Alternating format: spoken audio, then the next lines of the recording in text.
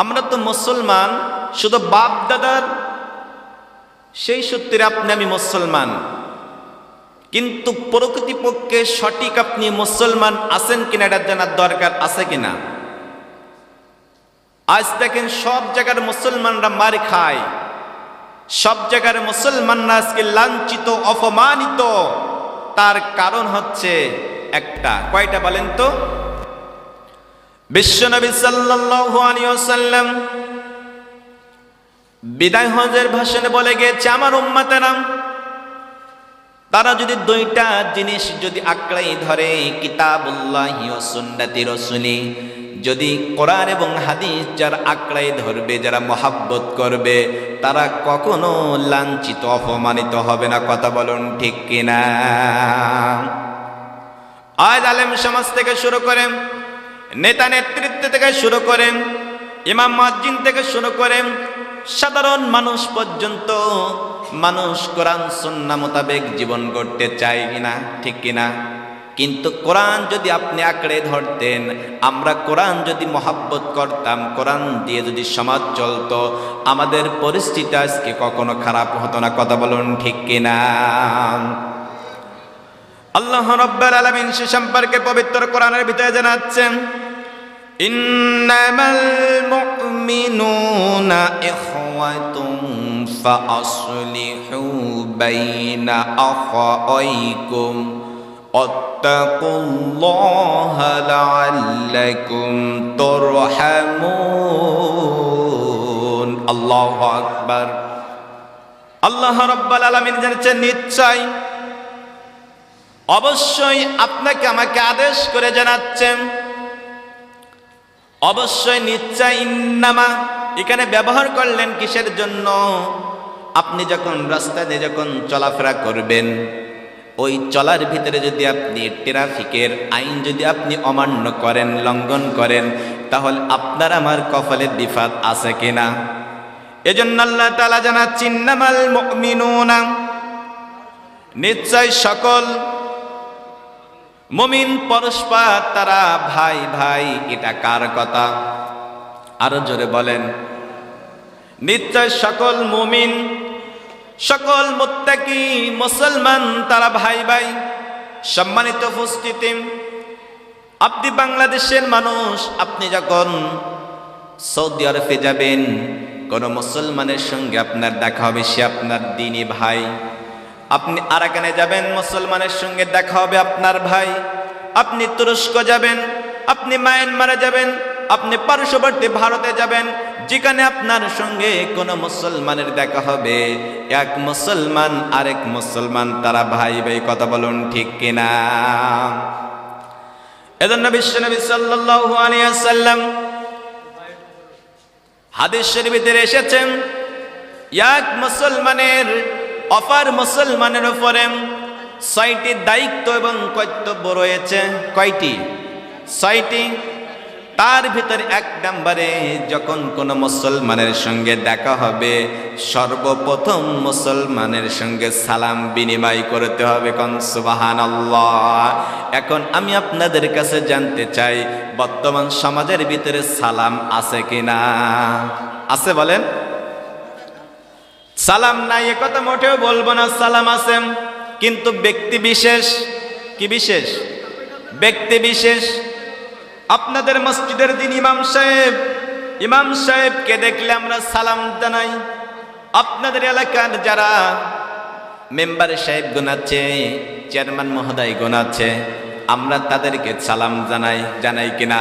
আমরা প্রশাসনের লোকদেরকে দেখলে আমরা সালাম জানাই। কিন্তু রাসূল পাক সাল্লাল্লাহু আলাইহি ওয়াসাল্লাম জানাইছেন, আসসালামু আলা ক্বাবলাল কালাম। যখন তোমার কোন মুসলমানের সঙ্গে দেখা হবে, তার সঙ্গে কথা বলার আগে তাকে প্রথম সালাম দিতে হবে। কথা বলুন ঠিক কিনা? সম্মানিত উপস্থিতি, আজ আমরা 90% মানুষ, আমরা সবাই কর্মজীবী, আমরা বিভিন্ন কাজ কামের ভিতরে থাকি। আমরা বেশিরভাগ মানুষ, আমরা যখন বাড়িতে প্রবেশ করি, আমরা সালাম দেই না। দেই বলেন? হয় আপনি দেন না, অথবা আপনার পরিবারের কেউ ভিতর থেকে সালাম দেয় না। কিন্তু সালাম না দিলে কখনো শান্তি আসবে বলেন? কথা বলেন? সম্মানিত উপস্থিতি, আমরা শান্তির আশা করি, কিন্তু রাসূল পাক সাল্লাল্লাহু আলাইহি সাল্লাম জানেন, তো আমার উম্মতে গণেরা, যখন তোমরা কারোর সঙ্গে কারোর দেখা হবে, মুসলমানের যে 6টা দায়িত্ব এবং কর্তব্য, প্রথম নম্বর আছে সালাম। সালাম যে জাতি যে কওম দেবে, আল্লাহর রহমত ওই জাতির উপরে বর্ষিত হবে। কথা বলুন ঠিক কিনা? সম্মানিত উপস্থিতি, এজন্য বলছিলাম, ইন্নামাল মুমিনুনা ইখওয়াতুন ফাসলিহু বাইনা আখাওয়াইতুম, নিশ্চয় সকল মুমিন তারা পরস্পর ভাই ভাই।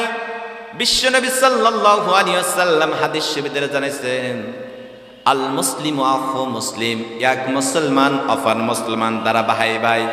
কিন্তু আজকে দেখেন, একই মুসলমান আমরা, পাশাপাশি থাকি, একই ফ্ল্যাটে থাকি, কিন্তু অনেক সময় আপনার সঙ্গে আমার দেখা হয়, আমরা সালাম বিনিময় করি না।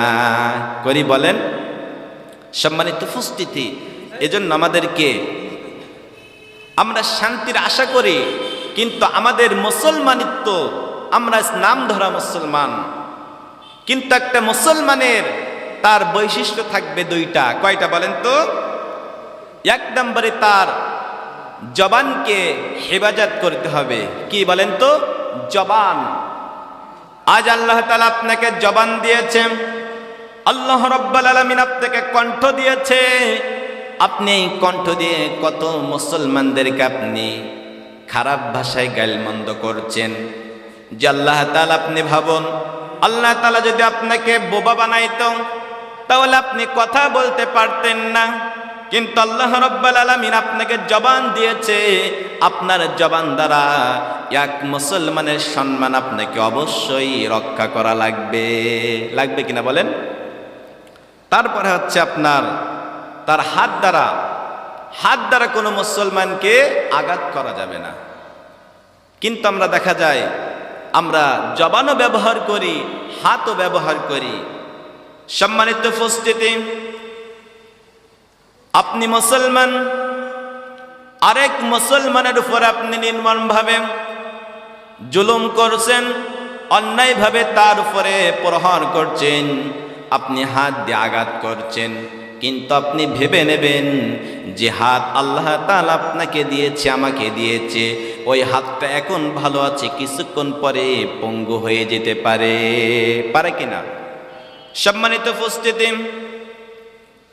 এজন্য আল্লাহ তাআলা অন্য জায়গায় জানাচ্ছে, আইয়ুহাল্লাযীনা আমানুত্তাকুল্লাহ হাক্কা তুকাতিহি ওয়া লা তামুতুন্না ইল্লা ওয়া আনতুম মুসলিমুন। আল্লাহ রাব্বুল আলামিন এই আয়াতের ভিতরে ঈমানদারদেরকে ডেকে বলছে। কাদেরকে? ঈমানদারদেরকে ডেকে বলছে। এখন আমরা মনে করি ঈমানদার মনে হয় যাদের মাথায় টুপি আছে, যারা জুব্বা গায়ে দেয়, যাদের মুখে দাড়ি আছে, তারা মনে হয় ঈমানদার। কিন্তু ঈমানদার বলো তারা নাই। ঈমানদার হতে হলে ঈমানদারের গুণ থাকতে হবে 7টি। ঈমানদারের বৈশিষ্ট্য হবে 7টা। আমানতু বিল্লাহি ওয়া মালাইকাতিহি ওয়া কুতুবিহি ওয়া রুসুলিহি ওয়াল ইয়াউমিল আখির ওয়াল কদরি খাইরিহি ওয়া শাররিহি মিনাল্লাহি তাআলা ওয়াল বা'সি বা'দাল মাউত। আমরা এটা পারি না? আমানতু বিল্লাহ, আল্লাহ তাআলার প্রতি বিশ্বাস রাখতে হবে। সম্মানিত উপস্থিতি, এখন আমাদেরকে আল্লাহ তাআলার প্রতি বিশ্বাস বেশি না ব্যক্তির উপরে বিশ্বাস বেশি? কথা বলেন। আমাদের ব্যক্তির উপরে বিশ্বাস বেশি। কিন্তু আল্লাহ তাআলা জানাচ্ছে, আইয়ুহাল্লাযীনা আমানুত্তাকুল্লাহ, হে ঈমানদারগণেরা, তোমরা আল্লাহকে ভয় করো, ভয় করার মতো। সম্মানিত উপস্থিতি, আমরা মসজিদে যখন যাই, আমরা মসজিদে কখনো একটা মিথ্যা কথা বলি না, আমরা কখনো মসজিদে কারোর উপরে জুলুম করি না। কিন্তু মসজিদ থেকে যখন আপনি বের হয়ে চলে আসেন, আমানুত্তাকুল্লাহ, তখন আপনার রবের ভয় কোথায় যায়? ঠিক কিনা বলেন? বলছে, আইয়ুহাল্লাযীনা আমানুত্তাকুল্লাহ হাক্কা তুকাতিহি ওয়া লা তামুতুন্না ইল্লা ওয়া আনতুম মুসলিমুন। হে ঈমানদারগণেরা, তোমরা প্রকৃতি মুসলমান না হয়ে মৃত্যুবরণ করো না। তাহলে এখান থেকে একটা জিনিস আমরা জানতে পারি যে ইমানদার এক জিনিস আর মুসলমান আরেক জিনিস। বুঝতে পেরেছেন? আল্লাহ তাআলা বলছে ইয়া আইয়ুহাল্লাযীনা আমানু। আল্লাহ তাআলা এখানে ইয়া আইয়ুহান নাস শব্দ ব্যবহার করতে পারতেন, কিন্তু নাস শব্দ তো মানুষ সম্প্রদায়, কিন্তু আল্লাহ তাআলা এখানে ইয়া আইয়ুহান নাস শব্দ ব্যবহার করলেন না।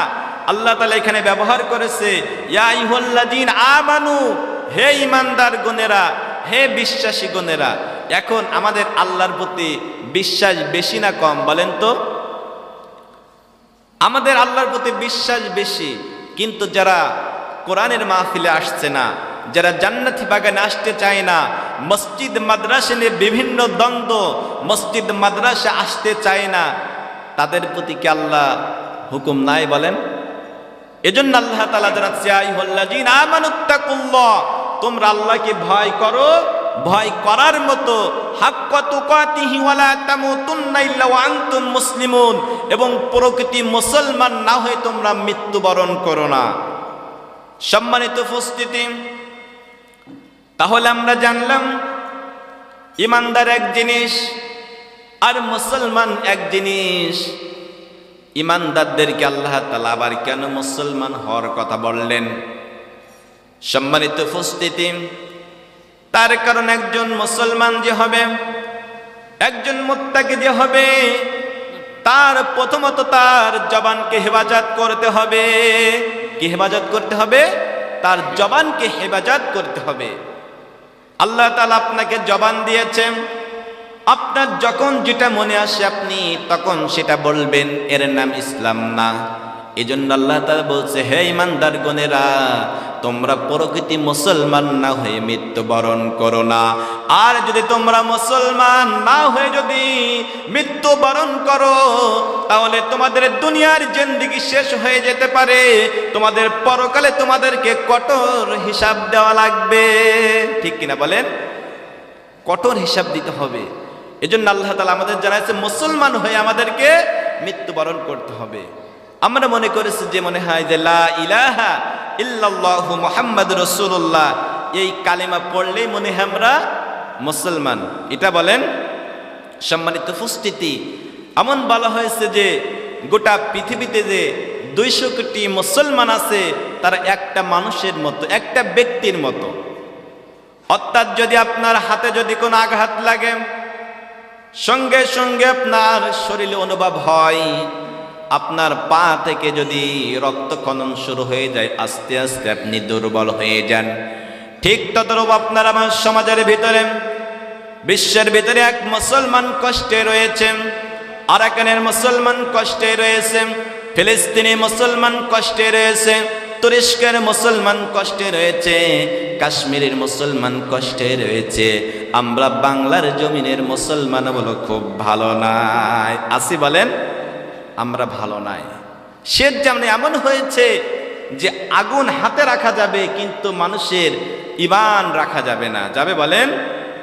আমি একথা প্রায় বলি যে আপনার দুনিয়ার অর্থ সম্পদ, টাকা পয়সা, সম্মান, ইজ্জত সব কিছু আছে, কিন্তু আপনি ঈমান নিয়ে কবরে যেতে পারলেন না, আপনার 40 বছর 50 বছর জিন্দেগির 4 আনাও দাম নাই। কথা বলুন ঠিক কিনা?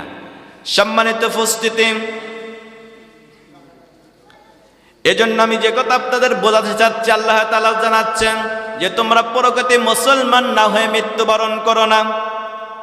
আজ আমরা মুসলমান দাবি করি, কিন্তু বিশ্বনবী সাল্লাল্লাহু আলাইহি ওয়াসাল্লাম জানিয়েছেন একটা বেধর্মী এবং মুসলমান তাদের ভিতরে পার্থক্য হচ্ছে নামাজ। কি বলেন তো?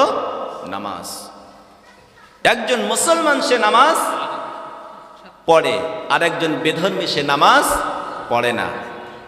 কিন্তু সম্মানিত উপস্থিতি, আমাদের সমাজের ভিতরে অনেক মানুষ আছে তারা নামাজের পাশে আসে না, কিন্তু আবার তারা তাদের নিজেদেরকে ইমানদার হিসাবে, মুসলমান হিসাবে দাবি করে। কথা বলুন ঠিক কিনা? কিন্তু এই মানুষটা জানে না একজন মুসলমান তার মুসলমানিত্ব ঠিক রাখতে হলে তাকে প্রথম তার নামাজ ঠিক রাখতে হবে। আর যার নামাজ শিখ নাই সে কখনো মুসলমান হতে পারে না। যেহেতু বিশ্বনবী সাল্লাল্লাহু আলাইহি ওয়াসাল্লাম জানাইছে এক মুসলমান আর বিধর্মের ভিতরে পার্থক্য হচ্ছে নামাজ। সম্মানিত উপস্থিতি, তাহলে আমি যে কথা বলছিলাম যে একজন মুসলমান অপর মুসলমানের উপরে 6টি দায়িত্ব এবং কর্তব্য রয়েছে। তার ভিতরে প্রথম হচ্ছে যখন কোনো মুসলমানের সঙ্গে আপনার আমার দেখা হবে আমরা প্রথম সালাম দেব। কি দেব বলেন তো? আরো জোরে বলেন, কি দেব? সালাম দেব। কিন্তু আমরা সালাম দেই ঠিক আছে, আমরা বাংলাদেশে মুসলমান অগণিত, কিন্তু আমাদের বেশিরভাগ মানুষের সালাম সহি শুদ্ধ হয় না। অনেক মানুষ বলে যে সালাম দেওয়া তো সুন্নাত, আপনি সালাম দিলেন সহি শুদ্ধ করে আপনি 90টি নেকি পেয়ে গেলেন। আর আপনি সালাম দিলেন, একজন ব্যক্তি আপনার সালামের জবাব দিল না, সে একটা ওয়াজিব তরফ করলো। কি তরফ করলো? ওয়াজিব। এজন্য আমাদের আজ সালামটা দিতে হবে সহি শুদ্ধ করে, আসসালামু আলাইকুম ওয়া রাহমাতুল্লাহ। আরো আছে যে আপনারা আরো বাড়াইতে পারেন, কিন্তু বেশিরভাগ মানুষ সালাম দেয় সালাম আলাইকুম, দেয় কিনা বলেন? সম্মানিত উপস্থিতি, আমি আপনাদের কিছু যে মুসলমান যে আমরা চলে যাচ্ছি, আমরা নাস্তিক হয়ে যাচ্ছি, আমরা ইহুদি হয়ে যাচ্ছি। আজ অনেক মুসলমান তারা নামধারী মুসলমান, কিন্তু আইডি কার্ড দিয়ে বিভিন্ন মানুষের কাছে বিক্রি হয়ে যাচ্ছে কিনা? এই যে মাসে মাসে কিছু খোরাকি পাবে, মাসে মাসে কিছু খাদ্য খাবার পাবে, কিছু টাকার বিনিময়, এই পথ অনেক মুসলমান অবলম্বন করছে। কথা বলুন ঠিক কিনা? সম্মানিত উপস্থিতি, যারা আপনার আইডি কার্ড খেয়ে বিভিন্ন মানুষের কাছে দিয়ে আপনি নাস্তিক হয়ে যাচ্ছেন, আপনি মুনাফিক হয়ে যাচ্ছেন, আপনি আসুন, আপনি ফিরে আসেন। তার কারণ আপনার মুসলমান তো যদি ঠিক রাখতে হয়, আপনি কোনো ইহুদিদের কাছে আপনি বিক্রি হতে পারবেন না। এটা কার কথা? আল্লাহ তাআলার কথা। সম্মানিত উপস্থিতি, তাহলে এক মুসলমানের সঙ্গে যখন দেখা হবে প্রথম নম্বর হবে সালাম। দ্বিতীয় নম্বরে যদি আপনার কোনো মুসলমান যদি আপনাকে দাওয়াত দেয়, তাহলে আপনাকে দাওয়াত কবুল করতে হবে। আজ দেখেন এই কর্তৃপক্ষ মাহফিলের জন্য কত লাইটিং করেছে, প্রচার করেছে, দাওয়াত দিয়েছে। আপনি মুসলমান হিসাবে অনেকের কাছে কাছে যে দাওয়াত দেওয়া হয়েছে, কিন্তু আজ দেখেন কত সুন্দর আয়োজন করার পরেও এই জান্নাতি বাগানে তারা আসতে পারেনি। পেরেছে বলেন? সম্মানিত উপস্থিতি, এজন্য কোনো মুসলমান যদি আপনাকে দাওয়াত দেয়, তার দাওয়াত কবুল করতে হবে। সম্মানিত উপস্থিতি, দুঃখের সঙ্গে বলতে হয়, আজ যদি ধনী মানুষেরা যদি আমাদেরকে দাওয়াত দেয়, দাওয়াত নাও দিলাম না তাদের বাড়িতে যাই। আবার যদি যারা গরিব মানুষ, সমাজের ভিতরে অসহায় মানুষ, তারা যখন আমাদেরকে দাওয়াত দেয়, দাওয়াত দেওয়ার পরে আমরা তাদের বাড়ি যেতে চাই না। আর যাওয়ার পরেও কিছু মানুষ আমরা যাই, কিন্তু যেভাবে যাওয়ার কথা ছিল আমরা সেভাবে তাদের পাশে যাই না। যাই বলেন? এজন্য রাসূল পাক সাল্লাল্লাহু আলাইহি ওয়াসাল্লাম জানাইছে যে মুসলমানের যে হক, আমি মুসলমান, আপনি মুসলমান, আপনার উপরে দ্বিতীয় নম্বরে যে হক, সেটা দাওয়াত দিলে দাওয়াত কবুল করতে হবে। তারপরে তৃতীয় নম্বর যেটা, যদি কোনো মুসলমান অসুস্থ হয় তাকে দেখতে যেতে হবে। সম্মানিত উপস্থিতি, ধরে নেন আপনাদের গ্রামে কয়েকটা মসজিদ আছে, অনেক মুসাল্লি সাহেবগণ অসুস্থ হয়, আমরা ইমাম সাহেবগণরা, আমরা মুসাল্লি সাহেবগণরা, আমরা তাদেরকে একটু খোঁজ খবর নেই নে, আছে কিনা বলেন? একই কাতারে আপনারা নামাজ পড়েন, আপনারা এক মুসাল্লি ভাই, মুসলমান ভাই, সে 2 ওয়াক্ত 3 ওয়াক্ত আসছে না, আপনি তাকে খোঁজ নেন। এজন্য বিশ্বনবী সাল্লাল্লাহু আলাইহি ওয়াসাল্লাম জানিয়েছেন, এক মুসলমানের অপর মুসলমানের উপরে 6টি দায়িত্ব এবং কর্তব্য। তার 3 নম্বরে, যখন কোনো মুসলমান যখন অসুস্থ হবে তখন তাকে দেখতে যাবে। সুবহানাল্লাহ, এটা মুসলমান ধর্মের ভিতরে শুধুমাত্র রয়েছে। সম্মানিত উপস্থিতি, 4র্থ নম্বর হক, আপনার আমার কোনো মুসলমান ভাই যখন হাসি দেবে, কি দেবে? হাসি দেবে, তখন সে বলবে আলহামদুলিল্লাহ। আর যখন আপনি শুনবেন তখন আপনি বলবেন ইয়ারহামুকাল্লাহ, সুবহানাল্লাহ।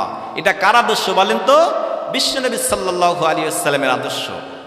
কিন্তু দেখা যায় আপনার সামনে একজন হাসি দিচ্ছে, আমি যে হাসি দেয় সেও আলহামদুলিল্লাহ অনেকেই বলে না, আর যে শুনছে আমরা অনেকে ইয়ারহামুকাল্লাহ এটা বলতে চাই না।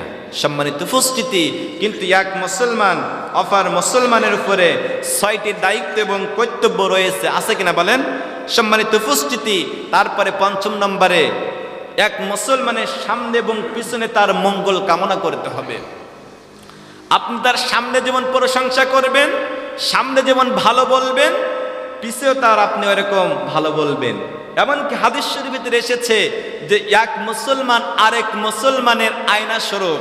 আমি মুসলমান, আপনি মুসলমান, আপনার ভুল আমার ভুলটা আপনি সংশোধন করে দেবেন, এটা আয়না স্বরূপের কথা বলা হয়েছে। কিন্তু দেখা যায় আমরা সেটা করি না।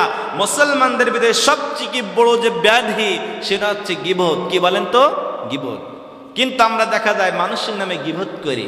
সম্মানিত উপস্থিতি, আপনারা যারা গীবত করেন তাদের উপরে ছেড়ে দিলাম যে আপনি বন্ধ করবেন কিনা, কিন্তু যাদের নামে গীবত করে তারা শুনিলেন কি ফজিলাত। আপনি এখানে কোরআনের মাহফিলে এসেছেন, আপনি মাগরিবের নামাজ পড়েছেন, ঈশার নামাজ পড়বেন, এখানে যত নেকি হবে আপনি একজন ব্যক্তির নামে যখন আপনি গীবত করবেন, আপনার আমল নামার এই নেকিগুলো সব ট্রান্সফার হয়ে ওই বান্দার আমল নামায় চলে যাবে। আর তার যতগুলো গুনাহ ছিল ওই গুনাহগুলো ট্রান্সফার হয়ে আপনার আমল নামে আসবে। এই জন্য গীবত করা যাবে বলেন? আমরা কখনো গীবত করব না। গীবত করা মানে মরা ভাইয়ের মাংস খাওয়ার সঙ্গে তুলনা করা হয়েছে। সম্মানিত উপস্থিতি, বিশ্বনবী সাল্লাল্লাহু আলাইহি ওয়াসাল্লাম সর্বশেষ যে হকের কথা বলা হয়েছে, একজন মুসলমান যখন মৃত্যুবরণ করবে তার জানাজায় উপস্থিত হতে হবে। কিন্তু সমাজের ভেতরে দেখা যায় ধনী মানুষ, সম্মানিত মানুষ যখন মৃত্যুবরণ করে মাইকিং যতটুকু হয়, যতটুকু প্রচার হয়, দেখা যায় যে লোক জাগাতে পারা যায় না। কিন্তু সমাজের ভিতরে যারা গরিব অসহায় দরিদ্র মানুষ আছে, অসহায় মানুষ আছে, তারা যখন মৃত্যুবরণ করে তাদের জানাজায় মাইকিং করেও মানুষ পাওয়া যায় না। ঠিক কিনা বলেন? এজন্য জানাজায় যেতে হবে। আপনি যত মানুষের জানাজায় যাবেন, আপনি ইন্তেকাল করার পরে আপনার জানাজায় দেখবেন যে মানুষ দ্বিগুণ আসবে। সম্মানিত উপস্থিতি, এজন্য আসুন, আমি যে কথা বলছিলাম যে মুসলমান, আজ আমরা নামধারী মুসলমান, আমরা মুসলমান, মুসলমানিত্ব আমাদের চলে যাচ্ছে। আমরা আমাদের মুসলমানিত্ব ঠিক রাখতে হবে। এজন্য আল্লাহ তাআলা জানাচ্ছে, আইয়ুহাল্লাযীনা আমানুত্তাকুল্লাহ হাক্কা তুকাতিহি ওয়া লা তামুতুন্না ইল্লা ওয়া আনতুম মুসলিমুন। হে ঈমানদারগণেরা, তোমরা প্রকৃতি মুসলমান না হয়ে মৃত্যুবরণ করো না। তাহলে আমরা বাপ দাদার সূত্রে মুসলমান হলে চলবে না, বর্তমান মুসলমান হতে হবে। কি হতে হবে? মুসলমান হতে হবে। সম্মানিত উপস্থিতি, আমরা ভেবে নিয়েছি শুধু কালিমা পড়েছি আমরা মুসলমান, কিন্তু কালিমার হাকিকাত আপনি কখনো জানলেন না। এই কালিমা আপনি পড়েছেন, অর্থ কখনো বোঝার চেষ্টা করলেন না। এজন্য আসুন, আমরা আমাদের মুসলমানিত্ব ঠিক রাখতে হবে। কারণ যখন আপনার আমার মুসলমানিত্ব ঠিক থাকবে না, আজ দেখেন বাংলাদেশের ছোট্ট একটা ইস্যুকে কেন্দ্র করে মুসলমানদের ভিতরে বিভ্রান্তি সৃষ্টি করে দেওয়ার জন্য আমাদের পার্শ্ববর্তী আমাদের দাদাদের দেশ ভারত আমাদের দিকে তাকাই রয়েছে না? কিন্তু আপনাদের কাছে জানতে চাই, এবং হিন্দু সম্প্রদায়ের লোকেরা আছে এলাকায়, তাদের কাছে আমরা প্রশ্ন যে এই বাংলাদেশে কোনো হিন্দুরা তারা কি কষ্টে আছে বলেন? কোন খ্রিস্টান তারা কষ্টে আছে? কেউ কষ্টেই নাই। কিন্তু হিন্দুদের ভিতরে একটা ঝামেলা পাখাই দিচ্ছে, ইসকন। আপনারা শুনেছেন না একটা সংগঠন? এই বাংলাদেশে অনেক সময় তো অনেক হিন্দু নির্যাতিত হয়েছে, তখন তো ভারত তো বাংলাদেশের উপরে কঠোর ভাষায় কথা বলেনি। একজন ব্যক্তি সে এখন গ্রেপ্তার হয়েছে। কেন গ্রেপ্তার হয়েছে সেটা আমাদের জানা উচিত। সে বাংলাদেশের পতাকার সঙ্গে ইসকনের একটা পতাকা লাগাইছে। সম্মানিত উপস্থিতি, এজন্য সে, কারণ আপনি যদি বাংলাদেশ সম্প্রদায় নিয়ে, বাংলাদেশের সংবিধান নিয়ে আপনি যখন খারাপ মন্তব্য করবেন, আমিও যদি করে থাকি, তাহলে প্রশাসন আপনাকে আমাকে গ্রেপ্তার করতে পারে। কথা বলুন ঠিক কিনা? কিন্তু ভারত থেকে তারা বলছে চিকিৎসা দেওয়া হবে না, কোনো খাদ্য খাওয়ার দেওয়া হবে না। কিন্তু আপনাদের কাছে জানতে চাই, ভারত থেকে যত প্রোডাক্টগুলো আমাদের দেশে আছে তারা আমাদেরকে ফিরে দেয় না, আমাদের টাকা দিয়ে কিনতে হয়? টাকা দিয়ে কিনতে হয়। তাহলে ভারত দেবে না, অন্য রাষ্ট্রের প্রোডাক্ট আমরা ব্যবহার করব। সম্মানিত উপস্থিতি, এজন্য আমরা ভারতের এজেন্ডা বিভিন্নভাবে এই দেশের ভিতরে একটা হট্টগোল বাঁধানোর ষড়যন্ত্র করছে।